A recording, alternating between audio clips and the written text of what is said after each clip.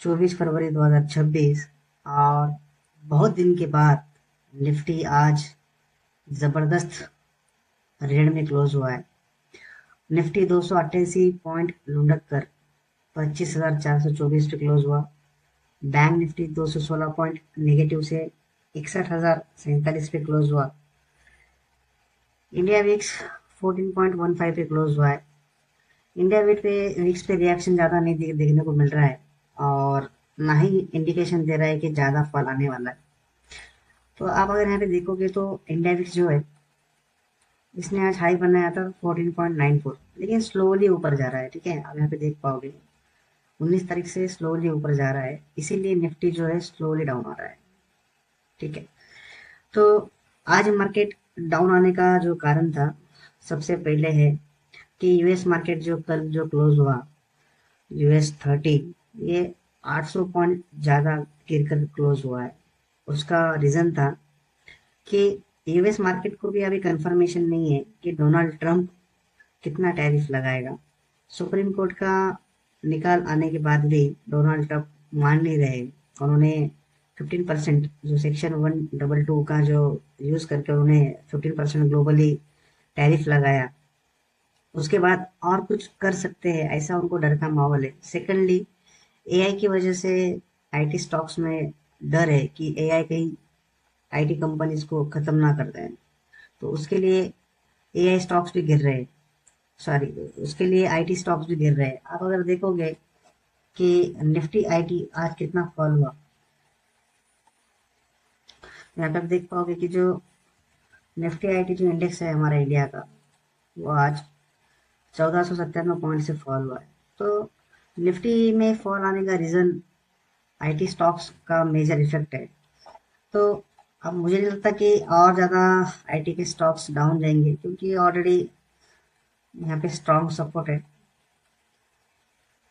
इस strong support के साथ एक रिवर्सल बनना चाहिए आईटी स्टॉक्स में, और यही रीज़न होगा कि जो निफ्टी को ऊपर लेकर जाएगा आने वाले दिनों में। तो ये जो था, जहाँ से डिमांड आया था 26 अक्टूबर 2023 का, यहीं से स्टॉक्स फिर से इंडेक्स आईटी ऊपर जाना चाहिए। मतलब इंडेक्स आईटी इंडेक्स ऊपर जाएगा, मतलब आईटी में के जो स्टॉक्स है वो ऊपर जाने चाहिए। निफ्टी की अगर बात करेंगे हम, तो निफ्टी एक सपोर्ट पर रुका हुआ है। जो एक रेजिस्टेंस था वो अभी सपोर्ट बन चुका है, ये वाला जो कंटिन्यू 1 2 और 3 थ्री टाइम्स इसने बचाया है निफ्टी को।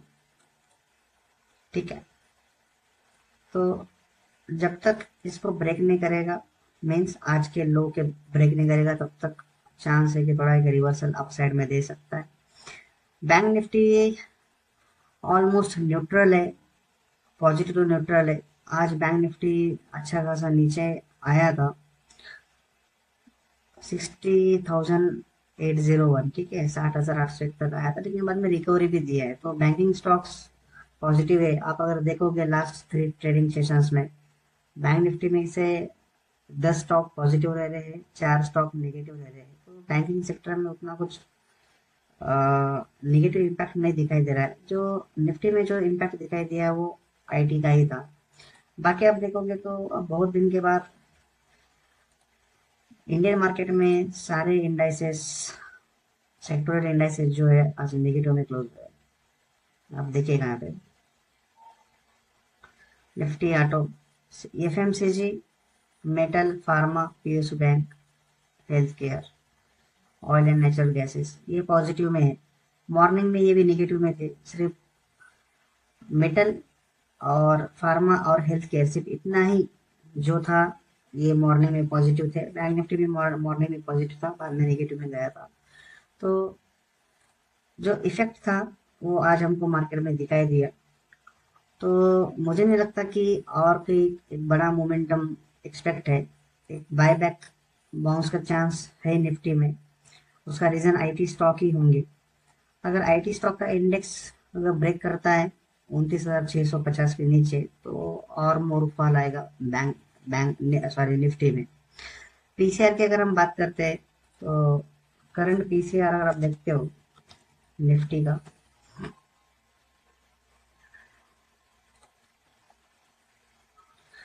तो करंट पीसीआर अभी निफ्टी का चल रहा है 0.81, जो ये आज 0.65 तक भी डाउन चला गया था। अब देखते हैं कि कहाँ तक गया था पीसीआर। ठीक है, पीसीआर ब्लू लाइन तो 0.62 तक ये गया था दोपहर में 1:40 के आसपास। बाद में पीसीआर रिकवर हुआ और 0.90 तक गया। ठीक है, तो ये था आज के एक्सपायरी का। अगर हम नेक्स्ट एक्सपायरी की अगर बात करते हैं, सॉरी, 2 मार्च के एक्सपायरी का अगर हम पीसीआर की बात करेंगे, तो अभी पीसीआर चल रहा है 0.60, जो कि इंडिकेट करता है बेरिश मार्केट का। ठीक है, तो रेडी अगर आपको बताओ तो कोई प्रेडिक्ट नहीं कर सकता है कि आने वाले दिनों में क्या हो सकता है, लेकिन बैंक निफ्टी थोड़ा साइडवेज ही रहेगा। निफ्टी में अभी भी थोड़ा बेरिश ट्रेंड बने वाला है। तो दोस्तों, जब हम मैनुअल ट्रेडिंग करते हैं तो हम प्रडिक्शन पे जाते हैं कि हाँ चलो ऐसे हो सकता है, लेकिन वैसी चीजें हमारे साथ होती नहीं है। तो इसीलिए दोस्तों आपको अल्गो यूज करना चाहिए। जैसे आप देखो, ये मंथली अल्गो का हमारा स्ट्रेटेजी है, जिसके अंदर इस मंथ में 1680 रुपये पर लॉट पे क्लोज हुआ। लास्ट मंथ में -6,996 पे क्लोज हुआ। उससे पहले के मंथ में दिसंबर में 26,848 पे क्लोज हुआ। और उससे पहले जो था नवंबर में, ये क्लोज हुआ 14,120 रुपए पे, ये पर लॉट पे। ठीक है, ये मंथली स्ट्रेटेजी था। जो इंट्राडे का है, आज इसने ट्रेड नहीं लिया था। ठीक है, आप यहाँ पे देख सकते हो मनीष जैन जो है। और यहाँ पे आप देखोगे ये सारे ट्रेड्स अभी तक लगे हुए हैं जो दिसंबर से। तो इसमें आप अगर आप देखते हो तो यहाँ पे आप देखो, स्टैट पे मैं क्लिक करता हूँ। यहाँ पे आप देखिएगा कि 23 दिसंबर से स्ट्रैटेजी चल रही है। इसका मैक्सिमम प्रॉफिट था 27,000 2 फरवरी को। उसके बाद में इस महीने में थोड़ा माइनस माइनस गया, लेकिन अभी भी जो प्रॉफिट चल रहा है ये 18,243। ठीक है, तो 25,000 के कैपिटल पे 18,243 का प्रॉफिट अभी चल रहा है। इसके अंदर एकदम सिंपल स्ट्रेटेजी है।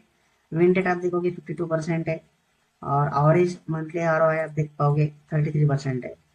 ठीक है, इसमें आपको कुछ करना नहीं होता है, ऑटोमेटिकली एंट्री एग्जिट सारा सब कुछ इसके अंदर हो जाता है। ठीक है, तो दोस्तों आप अल्गो लगाइएगा और आप अपना काम बिजनेस करिएगा, तो जिसकी वजह से आप इमोशंस को दूर रखोगे, एक दिन में अकाउंट आपका वॉश आउट नहीं करोगे। तो जैसे हमारा चैनल है टेलीग्राम पे, तो आप वो ज्वाइन करिएगा, मार्केट मैकेनिक्स ऑफिशियल। और आपको all the best for tomorrow trading. Thank you so much.